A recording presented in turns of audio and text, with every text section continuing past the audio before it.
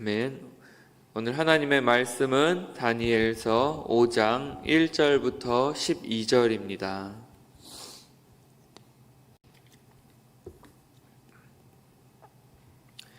우리 함께 교독하시겠습니다. 벨사살 왕이 그의 귀족 1000명을 위하여 큰 잔치를 베풀고 그 1000명 앞에서 술을 마시니라. 벨사살이 술을 마실 때에 명하여 그의 부친 느부갓네살이 예루살렘 성전에서 탈취하여 온 금, 은 그릇을 가져오라고 명하였으니 이는 왕과 과족들과 왕후들과 후궁들이 다 그것으로 마시려 함이었더라.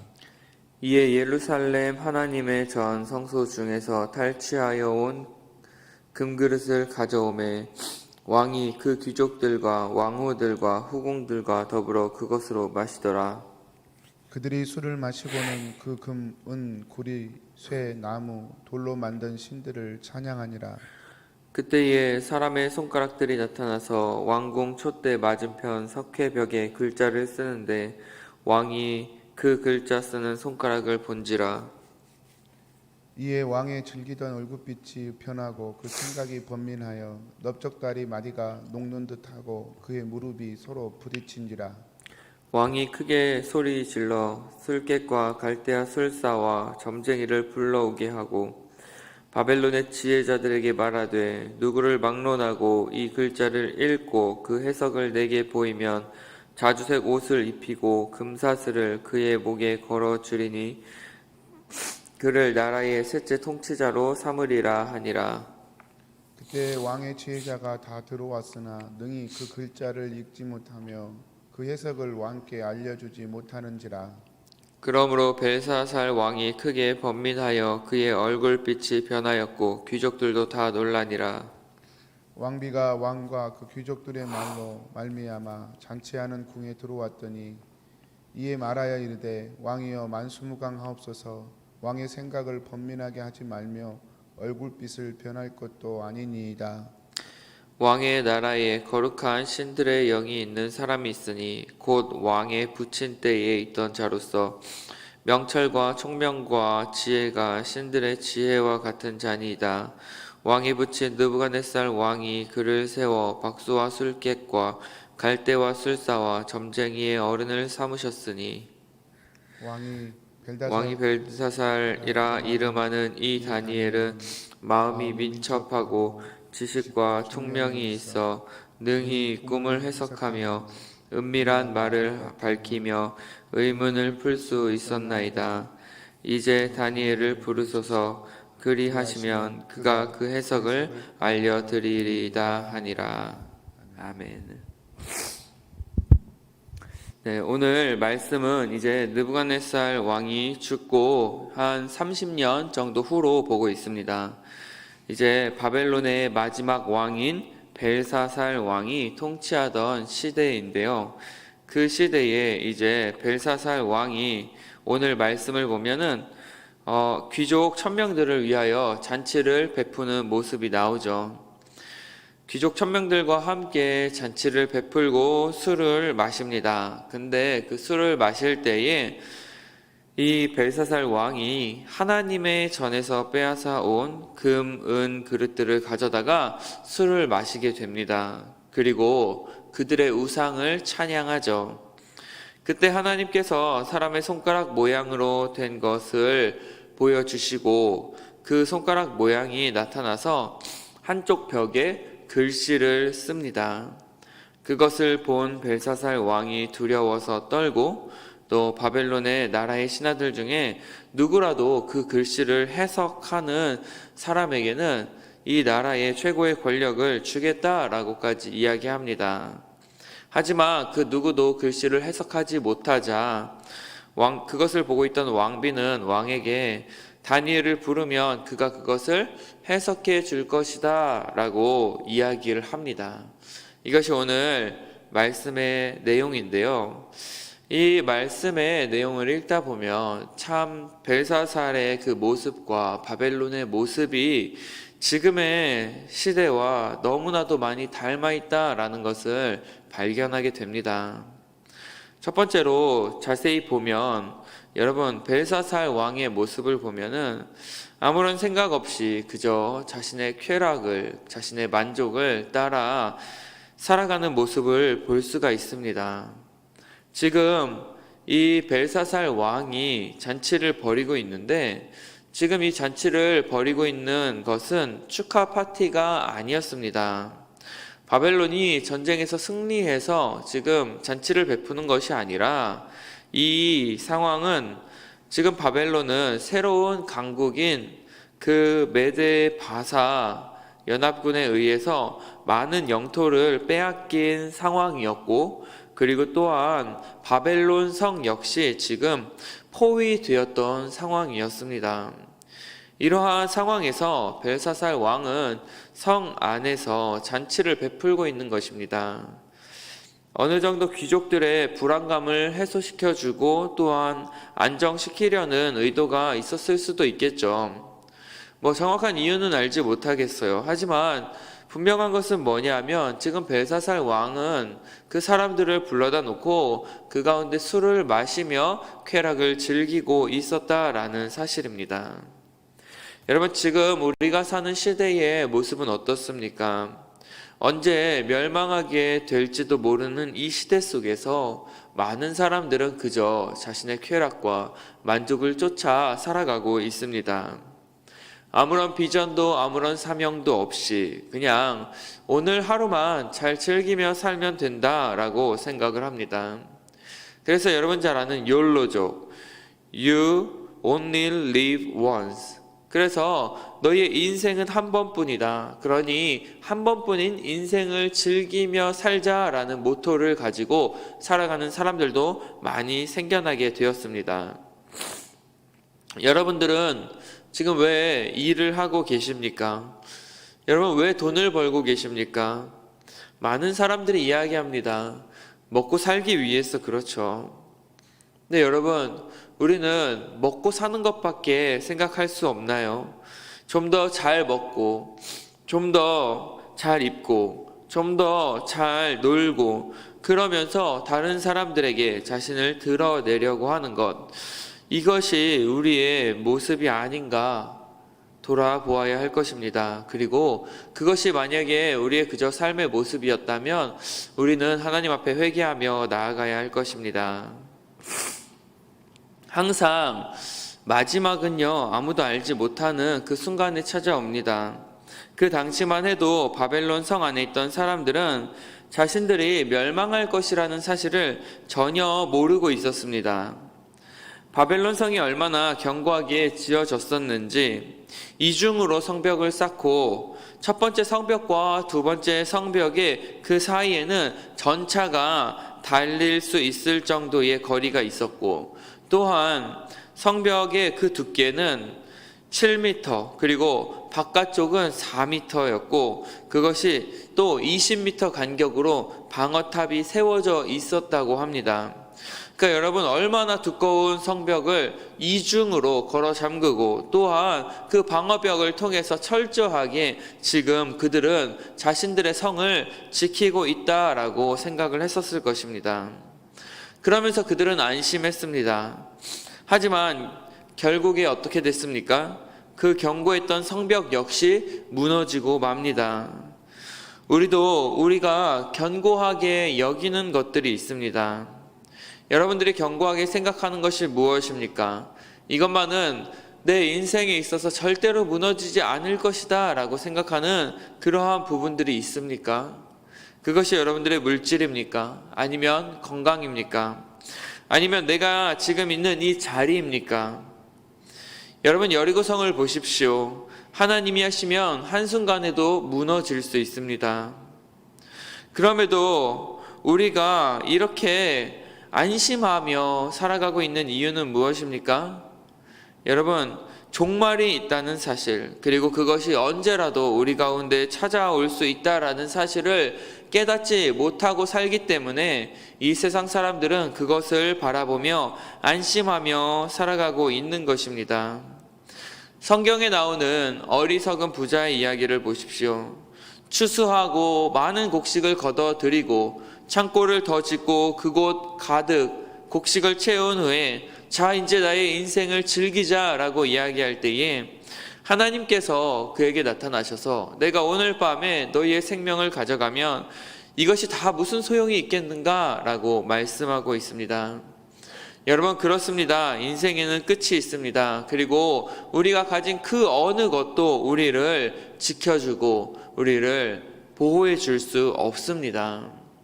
오직 하늘의 하나님만을 우리가 의지하며 나아갈 때에 그분만이 우리의 방패이시고 그분만이 우리의 굳건한 성벽이 되시는 것입니다.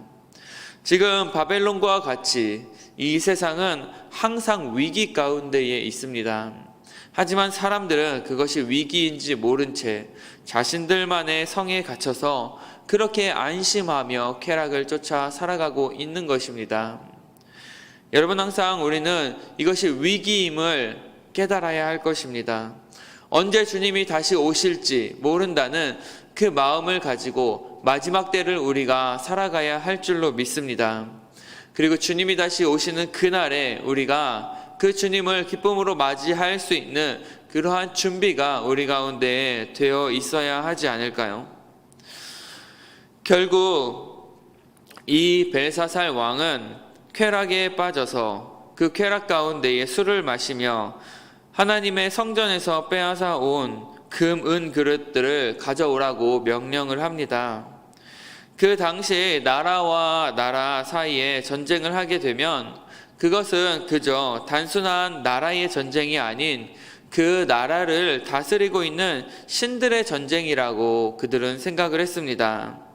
그래서 그 전쟁에서 승리한 나라는 상대방 나라의 우상이나 신상의 물건들을 빼앗아서 자신의 나라의 신전에 바침으로 승리에 대한 감사를 표시하곤 했습니다.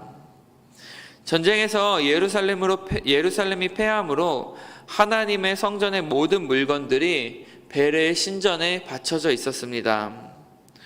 다신교 사상이 있었던 바벨론은 자신들의 신들도 중요하지만 또 다른 나라의 신들도 신으로 인정했기 때문에 그들을 멸시하거나 모독하는 것이 아니라 그것들을 인정했습니다. 그래서 느부갓네살 왕 역시도 우리가 살펴보았듯이 하나님을 인정하지 않습니까? 그리고 그 하나님을 찬양하기까지 했습니다.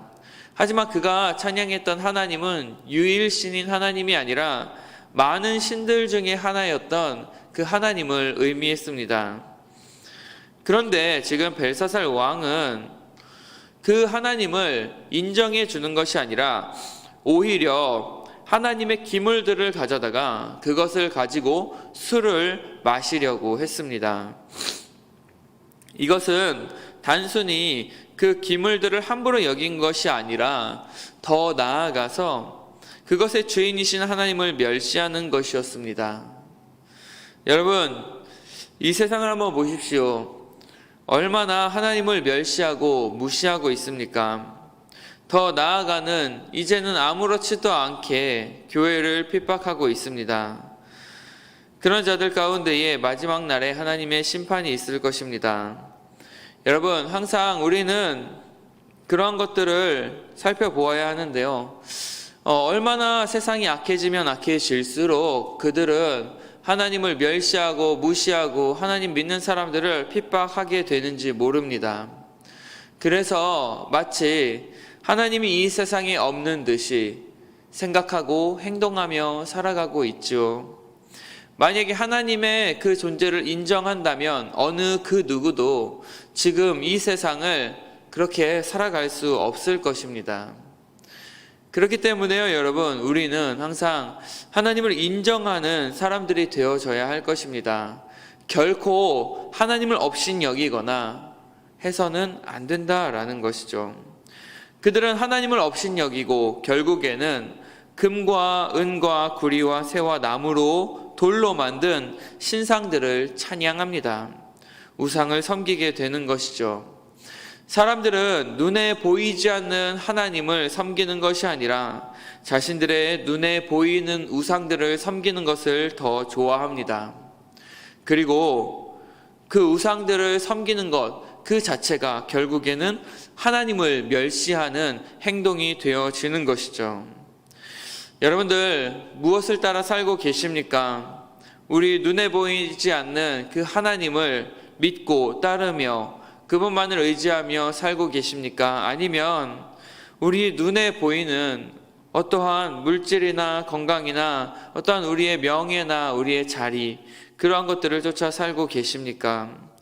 우리가 만약에 하나님이 아닌 다른 것들을 의지하고 그것들을 더 좋아하며 살아간다면 우리도 모르는 사이에 하나님을 멸시하고 있는 것이 되어지는 것입니다.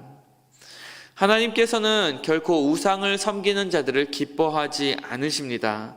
그리고 하나님을 멸시하는 자들, 그리고 하나님 앞에 교만한 자들, 그러한 사람들을 하나님께서는 가장 싫어하십니다. 그래서 하나님께서는 그 손가락 모양을 나타내셔서 그곳에 글씨를 쓰게 되죠. 그 손가락을 본 바벨론 왕 벨사살은 두려워 떨게 됩니다.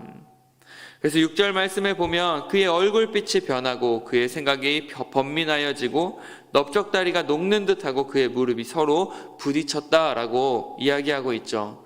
정말로 참으로 두려운 그 모습을 나타내고 있습니다.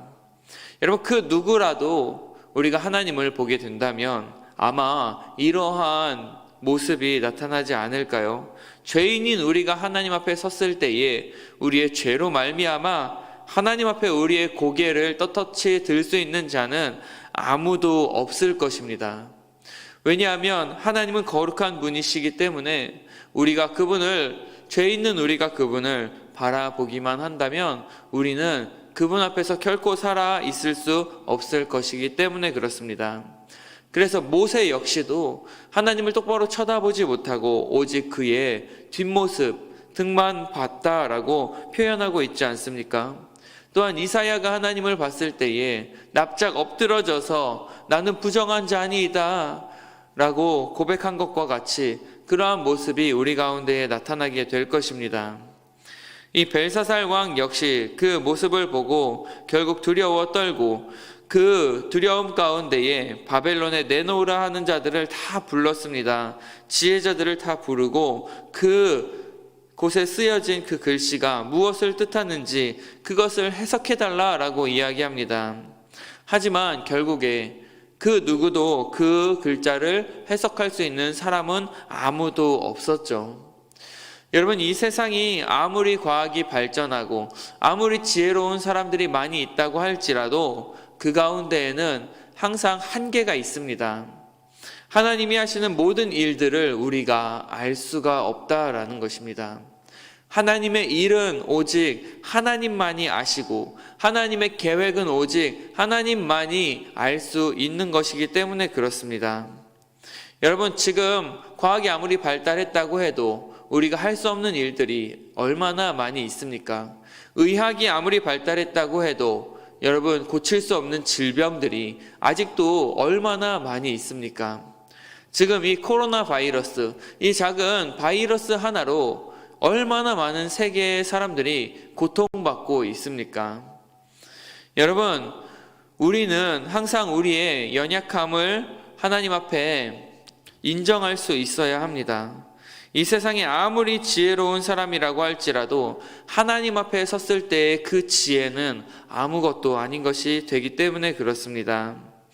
결국에 그 왕이 글씨를 아무도 해석하지 못하는 가운데에 지금 왕비가 그 모습을 보고 왕에게 이야기하죠. 왕이여, 그 다니엘이라는 사람이 있는데 그 사람을 불러서 우리 해석해 달라고 이야기합시다 라고 이야기합니다.